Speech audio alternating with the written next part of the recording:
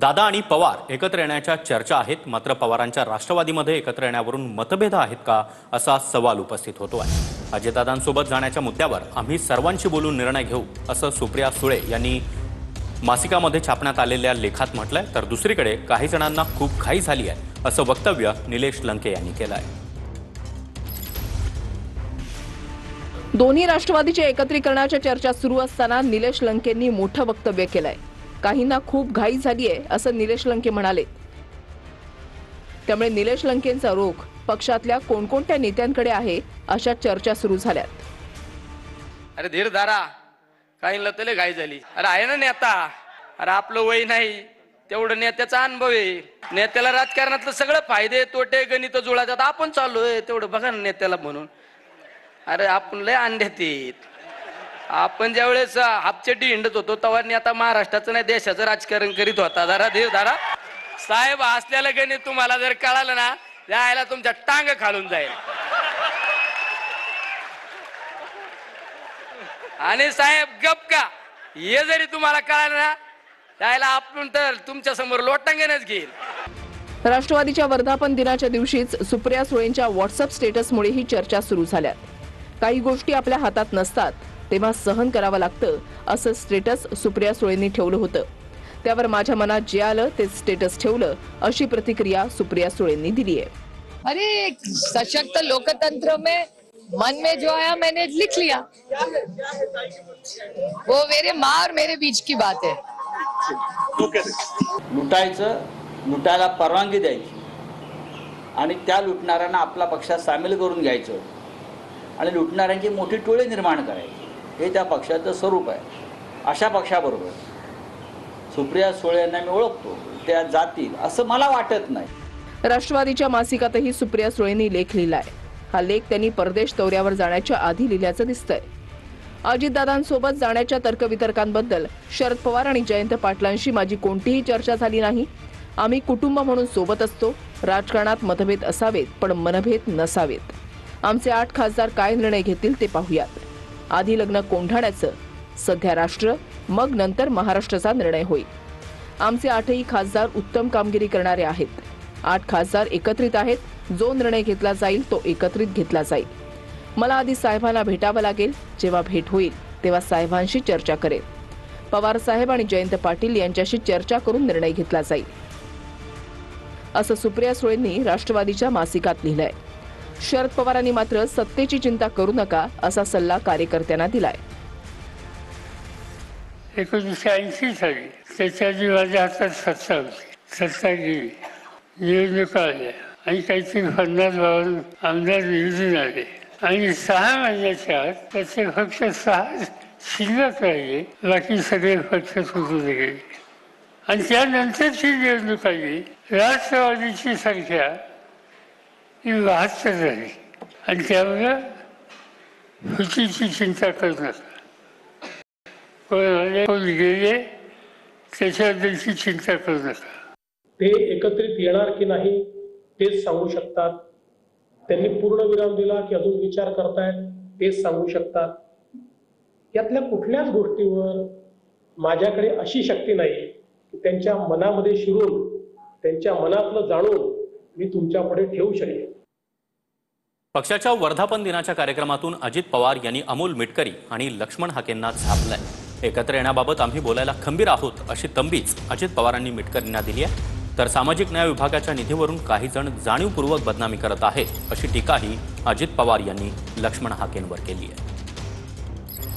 जी आपल्याला विनंती आहे, कधी कधी प्रवक्ते लोक, आमदार लोक त्यांना माहिती नसताना पण बरेच काही सांगायचा प्रयत्न करतात। फार महत्त्वाचे प्रश्न विचारले तर सरळ प्रवक्त्यांनी आमदारांनी सगळ्यांनी सांगावं की याबद्दल वरिष्ठ नेते काय ते बोलतील। प्रत्येकाने बोलण्याचं काही कारण नाही। आम्ही मनसे नेते प्रकाश महाजन यांनी राणे पितापुत्रांविरोधात दंड थोपटलेत। राणेंनी सांगावं तिथं येईन, कणकवलीमध्ये बोलावलं तिथं देखील येईन असं आव्हानच प्रकाश महाजन यांनी दिलंय। तर महाजनांमध्ये काय दम आहे ते मी बघेन, ते जिथे असतील तिथे मी पोहोचेन असं नारायण राणे यांनी प्रति आव्हान दिलंय। या का येऊ कणकवलीत 73 वर्षांच्या प्रकाश महाजन यांनी नारायण राणेंच्या विरोधात शड्डू ठोकले आहेत. मनसे आणि शिवसेना युतीच्या चर्चेनंतर नितेश राणेंनी दोन्ही ठाकरेंवर टीका केली होती. त्यानंतर प्रकाश महाजन यांनी नितेश राणे यांना उत्तर देताना वेलची आणि लवंग याची उपमा दिली होती. महाराष्ट्राच्या जनतेने 2024ला एकाला 20 आमदार दिले, दुसऱ्याला 0 दिलेले आहे. भरपूर ताकद आहे. आम्ही एवढा घाबरलो आहे की आम्हाला झोप लागत नाही. त्याची वैचारिक उंची आणि वैचारिक रुंदी, वैचारिक खोली तर त्या माणसाला नाहीच आहे. त्याची वैचारिक उंची म्हणजे नितेश राणे उभा राहिले तर त्यांची उंची लवंगे एवढी होते आणि ते बसले तर ते विलायची एवढे होतं. अशा माणसाचं काय सिरियसली घ्यायचं. प्रकाश महाजन यांनी नितेश राणेंवर टीका केल्यानंतर नारायण राणे यांनी सुद्धा या वादामध्ये उडी घेतली.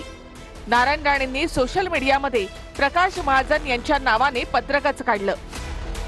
कुठल्या एखाद्या पक्षामध्ये एक पद मिळालं म्हणून तोंडाचा जिभेचा उपयोग करू नये एवढी तुमची कुवत नाही.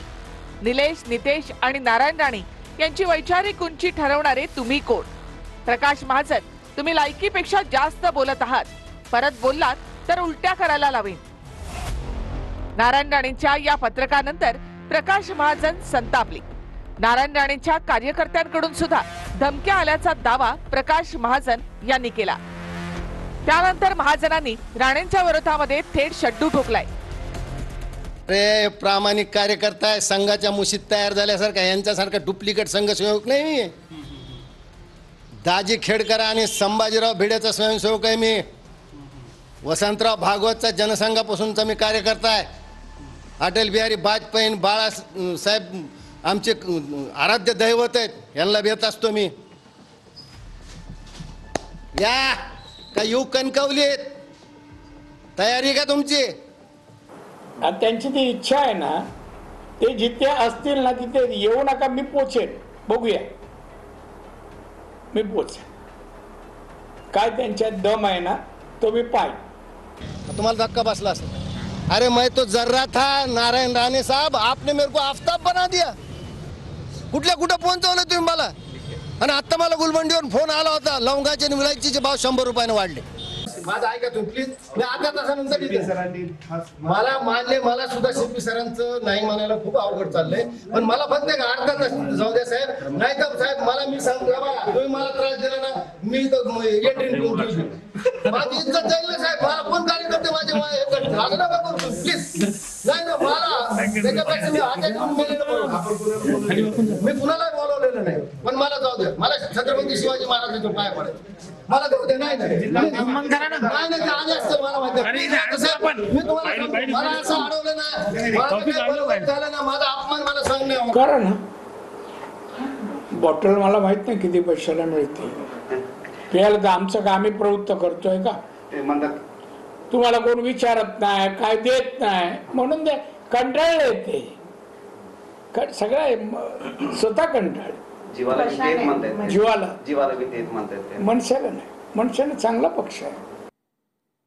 कुणाचाही बाप काढणं चुकीचं आहे असं मुख्यमंत्री फडणवीसांनी म्हटलंय. मी संबंधित मंत्र्याशी चर्चा केलेली आहे असं देखील फडणवीसांनी सांगितलंय. तर दुसरीकडे बापाच्याच मुद्द्यावरून मंत्रिमंडळ बैठकीत शिवसेनेचे एक मंत्री हे बाळासाहेब ठाकरे आमचा बाप आहेत असं बोलले होते, अशी माहिती सूत्रांनी दिली आहे. राज्याचे मुख्यमंत्री हे भारतीय जनता पक्षाचे आहेत. म्हणून हे कितीही कोणी इकडे तिकडे नाचले, कोणी इकडे तिकडे अगर ताकद दाखवली, पण शेवटी सगळ्यांचा बाप म्हणून भारतीय जनता पक्षाचाच मुख्यमंत्री बसलाय, हे प्रत्येकाने लक्षात ठेवा. कोणाचाही बाप काढणं हे चुकीचं आहे. त्यामुळे मी देखील संबंधित मंत्र्यांची चर्चा केलेली आहे. त्यांनी स्वतः सांगितलं की माझ्या बोलण्याचा तो अर्थ नव्हता. मी त्यांना सांगितलं तुमच्या मनात काही अर्थ असला तरी परसेप्शन मध्ये जो अर्थ जातो तो राजकारणात महत्वाचा असतो. त्यामुळे अशा प्रकारे बोलणं योग्य नाही आहे. त्यांनीही ते मान्य केलेलं आहे. राष्ट्रवादी शरद पवार गटातून एक महत्त्वाची बातमी आहे. जयंत पाटलांनी प्रदेशाध्यक्षपदाच्या राजीनाम्याचे संकेत दिले आहेत.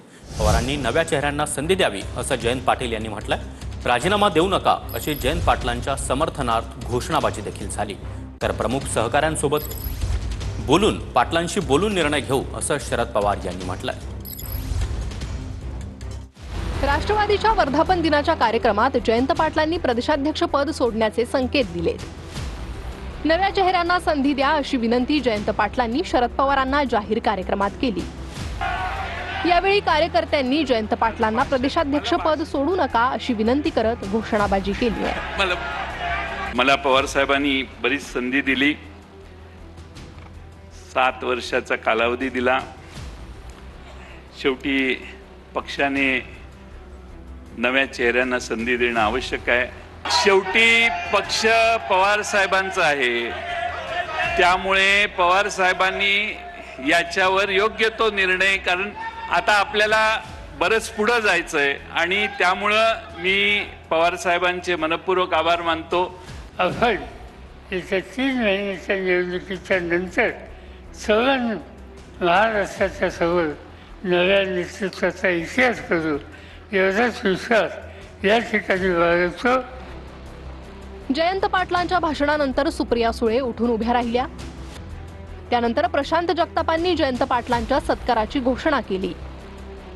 शरद पवारांनी जयंत पाटलांचा सत्कार करावा अशी विनंती प्रशांत जगतापांनी केली. मात्र जयंत पाटलांनी नम्रपणे सत्कार नाकारला. आदरणीय जयंतरावजी पाटील साहेबांच्या विचाराची, त्यांच्या एकूणच मार्गदर्शनाची पक्षाला कायम गरज राहील. मी आदरणीय पवार साहेबांना विनंती करतो की साहेबांनी मान्य जयंतरावजी पाटील साहेब यांचं पुष्पगुच्छ देऊन या ठिकाणी सत्कार करते. माझी विनंती राहील साहेब. साहेब आपण खूप काही केलेलं आहे. माझी पवार साहेबांना विनंती राहील. सन्मान होतोय. राष्ट्रवादीच्या वर्धापन दिनाच्या कार्यक्रमात शरद पवारांच्या राष्ट्रवादीत फेरबदल होतील का असा प्रश्न रोहित पवारांना विचारण्यात आला. त्यावेळी रोहित पवारांनी मी साधा आमदार असून आपल्याकडे पद नसल्याचं म्हटलं.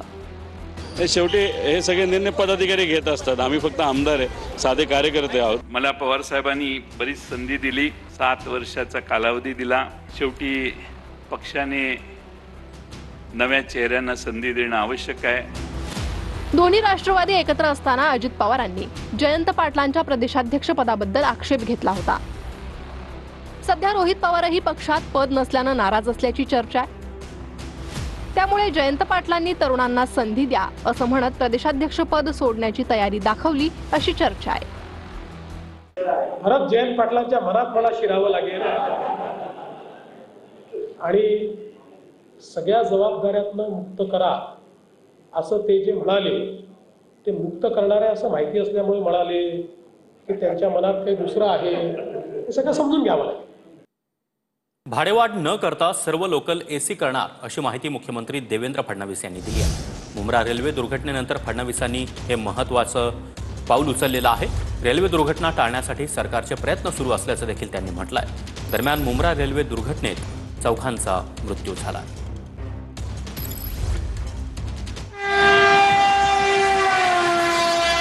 मुंब्र्यातल्या दुर्घटना घडलेल्या धोकादायक वळणावर आज लोकलचा वेग मंदावलेला पाहायला मिळाला. सोमवारी 4 प्रवाशांचा मृत्यू झाल्यानंतर आज रेल्वे प्रशासनाला अक्कल आल्याचं दिसून आलंय. मुंबईच्या दिशेनं जाणाऱ्या जलद लोकलचा त्या वळणावर वेग कमी करण्यात आला.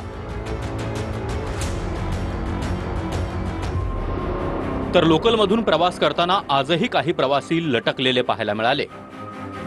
काही प्रवासी चुकीच्या दिशेने उतरून रेल्वे रूळ क्रॉस करताना दिसले. भाडं न वाढवता एसी लोकल देण्याचा प्लान असल्याचं मुख्यमंत्री फडणवीस म्हणाले. मोठ्या प्रमाणात आपल्याकडे एसी ट्रेन्स द्यायच्या आणि या दरवाजावाल्या एसी ट्रेन्स द्यायच्या आणि एसी ट्रेन देताना भाडं न वाढवता त्या एसी ट्रेन्स द्यायच्या, अशा प्रकारचंही त्या ठिकाणी केंद्रीय रेल्वे मंत्र्यांनी त्याचा प्लॅन तयार केलेला आहे. तर दरवाजे लावताना व्हेंटिलेशनची व्यवस्था करण्या इतकं डोकं सरकारकडे आहे असं म्हणत फडणवीसांनी टीकाकारांना उत्तर दिलंय. अहो कशी माणसं राहतील, आतमध्ये गुदमरून मरतील, किती गर्दी असेल कल्पना आहे का तुम्हाला? लगेच दरवाजे लावले तर लोक गुदमरतील. आता एवढं सरकारला समजतं डिझाईन करताना की जर दरवाजे लावले तर व्हेंटिलेशनची व्यवस्था करावी लागेल. बिना व्हेंटिलेशनचे तर दरवाजे काही सरकार लावणार नाही. म्हणजे तेवढं तर निश्चितपणे डिझाईन डोकं हे सरकारकडे आहे. डोंबिवलीत प्रवाशांच्या गर्दीमुळे एसी लोकलचे दरवाजे बंद करण्यात अडथळा आला होता. त्यामुळे एसी लोकल डोंबिवली स्थानकात 5 ते 10 मिनिटं थांबली होती. 9 वाजता येणारी एसी लोकल 9:15 आल्यानं प्रवाशांची गर्दी झाली होती. तिकडे ठाण्यात मनसेनं रेल्वे प्रशासनाला जाब विचारण्यासाठी मोर्चा काढला. ठाणे स्थानकात पोलीस बंदोबस्त तैनात करण्यात आला होता. 8,000 केसेस प्रलंबित असण्यामागे कारण काय असा सवाल अविनाश जाधव यांनी विचारला. बदलापूरवरनं निघतो आणि सीएसटीला जातो, त्याला पगार 15 ते 18,000 आहे. त्याच्या बाबतीत तुम्ही काय करणार आहात? बोला, काहीतरी बोला, आम्ही तुम्हाला ऐकायला आलोय. सुविधांवरील असंतोष व्यक्त करत अविनाश जाधव यांनी जाब विचारला. फलाटांवरील स्टॉल 8 दिवसात न काढल्यास उखडून फेकणार असल्याचं अविनाश जाधव म्हणाले. तिथे वडापावची एवढी मोठी टपरी, पाण्याची टपरी, हे कशाला हवंय? तिथे बसायला सुविधा करा ना. ज्येष्ठ नागरिक येतात, काही आजारी असतात, त्यांच्यासाठी बसायला खुर्च्या लावा. हे स्टॉलची गरज आम्हाला नाही. आणि हे जर स्टॉल पुढच्या 8 दिवसात निघाले नाही तर आम्ही उचकून फेकून देणार. याचवेळी मनसेनं रेल्वे प्रशासनाला काही सवाल केले. प्रवासी आणि गाड्यांमधील आसन क्षमतेची उपलब्धी आहे का? नुकसान भरपाईची रक्कम तुटपुंजी असून वाढवून 25 लाख रुपये करावी. एका डब्यात किती प्रवाशांनी प्रवास करणं अपेक्षित याची नियमावली सादर करावी. फलाटावर फूड स्टॉल, पेपर स्टॉल, जाहिराती स्क्रीन, जाहिरातींचे फलक उभारण्याची गरज काय? लोकांना फलाटावर रेंगाळत ठेवण्यामागचं प्रयोजन काय? फेरीवाले हटवून प्रवाशांचा प्रवेश सुसह्य होईल याकडे कधी लक्ष देणार? असे सवाल मनसेनं उपस्थित केले.